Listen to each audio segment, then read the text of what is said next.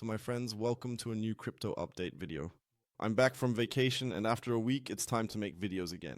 Yesterday was already the first live stream. We've already gone through the altcoins and last night we also saw a nice sell-off there. That was basically the plan over the past few days that I think I posted it here again, that we should actually go down once more before heading back up. In the end, that's exactly what happened.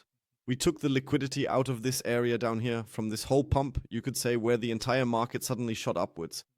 I think yesterday, within 60 minutes, $300 million were liquidated. That caused this scam wick, which we still see on many altcoins. Of course, we'll take a look at those throughout the video.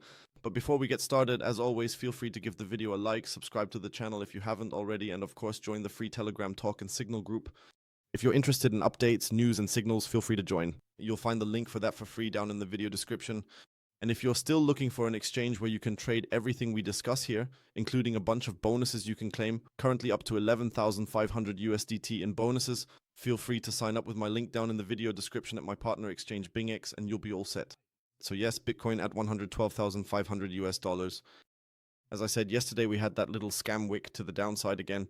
Those were all the liquidations that happened on Friday because of this candle here. Paul said, oh yeah, maybe the outlook for a possible rate cut isn't so bleak after all. As a result, the market pumped significantly upwards. Yes, if we take a quick look at it, overall more than 5%, and that within, yes, a 4-hour candle. But then not much really happened over the weekend. We weren't able to carry that momentum forward, except for Ethereum, but we'll get to that in a moment. And with Bitcoin, things have now slowly but surely started heading downward again. That means we've recovered the entire move. That's a good sign, and now we have a CME gap above us, which is also a good sign. Which brings me back to our plan from last week that we should come down here again. And that's exactly what ended up happening.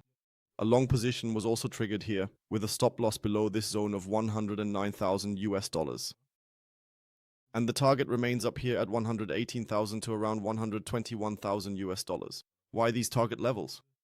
Golden pocket, inefficiency, and if we also take a look at the heat map, you can see for yourself that the next levels to the upside are currently being completely cleared out on a daily basis. That would be 114 and 117 respectively. Let's take another look at the whole thing from a weekly perspective. There you can also clearly see this chunk here at 117. That goes up to 120,000 US dollars. That means yesterday we simply grabbed the liquidity below us, which isn't really a bad thing on a Sunday because now we have a CME gap above us. And next, this price range up here should be in play, and for me that's also a bit of a trigger, possibly to open a short position. But it will probably be a bot position, so I can slowly but surely start to hedge in with Bitcoin because we're also expecting quite a bit of news this week. Especially on Thursday, we have the gross domestic product, we have initial jobless claims, and we have the PCE prices. In the evening, a few Fed members will also be speaking. That could also cause another little push. So we really need to pay close attention to that. And you all know how this game goes. I'm still expecting the Nvidia earnings, or rather we're expecting the Nvidia earnings on Wednesday, on the evening of August 27th. That could also have a huge impact. You know, I set an alarm last week so I could short Nvidia. That position is now closed again. It worked out well after that sell-off. Now the earnings will show how much higher Nvidia can still go. If we still get to $187 to $200, that would definitely be a new opportunity for me to go short again. So that's it for now about Bitcoin, what's important this week, and what my analysis covers for the next 24 hours. The RSI has also cooled off significantly, so we definitely have a buffer now to move up for the time being. Let's move on to the altcoins. What's Ethereum doing? Ethereum, we talked about it yesterday in the live stream. My next major targets are at 5,750 US dollars and possibly even as high as 6,000 US dollars. That doesn't mean we can't see short-term small dumps like we saw yesterday. I think I even said it during the live stream. I never like Sunday pumps because it's just the retail market. That means all the liquidity from the big players and so on isn't really in the market at that time. And that's exactly what we suddenly saw. We suddenly got rejected at, it was 4,950, and within a very short time, oops, that was the wrong tool. Within a very short time, it dropped by about 5 to 6%. So a strong sell-off, at least temporarily for Ethereum. You really have to be extremely careful here not to fall into FOMO and open longs at any cost. Down here, we have the next demand zone or the next order block, which is around 4,380 US dollars. We could keep an eye on that depending on whether Bitcoin holds its ground now. If Bitcoin holds, Ethereum will probably also continue to move up, and with it the entire altcoin market. If Bitcoin doesn't hold and we see another pullback to fill yesterday's wick, since it's a Sunday wick, then I see Ethereum probably dropping pretty quickly down here to around $4,400 to $4,300 before we see a recovery. As I said, that's the only long opportunity I currently see. We have most of the liquidations down below. We have normal funding, which also needs to be mentioned.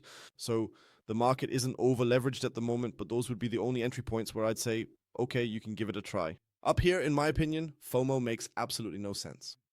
But as I said, here is also my short plan for the next few weeks, or rather, yes, you could say weeks, I don't think months. $5,750, $6,000. That's the area where I'd like to go short. Let's move on to Solana. What has happened there? In the end, the altcoins are holding up remarkably well. At the moment, Bitcoin is pretty much the only asset where this wick from the poll has actually been filled by now. You can see it here. Friday, August 22nd for Solana. The wick started at 185 and then moved upwards for now. Of course, there was also this wick to $200 yesterday. But we are still in a sell zone, to be honest. Depending on the situation, we still have a bit of room. You might remember. That's our area up there, $230, which is the maximum I want to go to. We're still about 8% short of that. But that doesn't mean we couldn't just do this and drop down again briefly here, only to then, let's say, make that move upwards. But for me, this is currently all a sell zone, or for everyone who took the trade down here, this should be the take profit area. The first was up here, then down here in the red box was the second entry zone, and now you can take profits again here. Otherwise, I would wait for proper entries, and for now not fall into FOMO here, even if the, the Solana Ethereum chart picture looks quite a bit like support, so Solana could outperform a little for now. That would be one idea. Still, for all long entries, it would probably be down here at 185. If we get there again, which doesn't mean we have to, but it would be an option to pump upwards from there. Let's move on to the traditional markets. There's actually a lot to talk about today. I'd say let's get started. No, let's start with gold first. Because exactly what we've been waiting for has finally happened there. Last week, as I said, Powell wanted to, or at least announced, a rate cut, saying that it's a possibility. That led to gold pumping upwards, which we really, really like. But you might remember that was the plan down in the golden pocket. The 3,323 push to the upside. Very, very good move, 1.7%. But what's important now is if the numbers turn out to be absolutely terrible or too good, let's just say for a rate cut, depending, of course, on how you interpret it. If the gross domestic product is bad, then rate cuts are necessary. So that would be good for gold. If the gross domestic product is very, very strong, then of course there won't need to be any rate cuts because the economy is doing well. You know what I mean. Also, we'll have to see how the numbers turn out on Thursday, but that could mean either a breakout for gold up here or a breakdown after all. So I'm still staying long, that hasn't changed. Euro against US dollar still, and that's really, really crazy. Nothing is happening at all. We're still in this range, or rather in this inefficiency zone. It goes up to here. Nothing is happening at all. The short is still running. That huge move, Powell announced a rate cut. Of course, that pushes the euro up. We'll see, but I wouldn't underestimate the dollar. So just to reiterate, I'm sticking to my plan further down for the US dollar. It's not even certain yet whether the rate cut will happen. At the moment, 84% expected. Just wait and see. Alright, then let's move on to the traditional markets. DAX, no movement at all. So I was on vacation for a week now.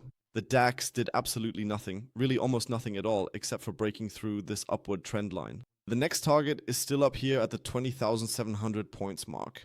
At least that was our overarching target, but otherwise not much is really happening here at the moment. Nasdaq, well, there was a correction last week, but the trend is still holding up here. US Tech 100, same story, Dow Jones at an all-time high. Very, very good. That's what I told you last week. That's what I was waiting for.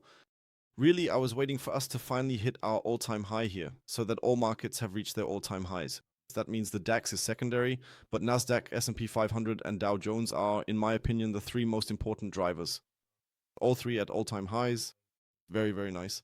S&P 500, same story, but it still has room to grow. If you remember, it's still in that range of about 6,600 US dollars. I'm simply still waiting for us to move up here so that we might then get a turnaround. And I've already mentioned Nvidia. The targets remain the same, 187 to about $200. So let's see what the earnings bring. Volume is clearly declining. Not really positive signs, but we'll just wait and see. Otherwise, I'd say that's it for today's update video. Stick to lower leverage a bit if you're trading anything or using any of the setups. Just be a little cautious there. There's quite a bit of manipulation going on at the moment. The chance that we'll head back towards 118, 121 is actually very high because there's a lot of liquidity up top. Still, don't go into the market over leveraged. We'll catch up again tomorrow for the update video, and otherwise, I'd say that's it from my side. Wishing you all a great day. Until then, ciao ciao. And as always, stay crypto.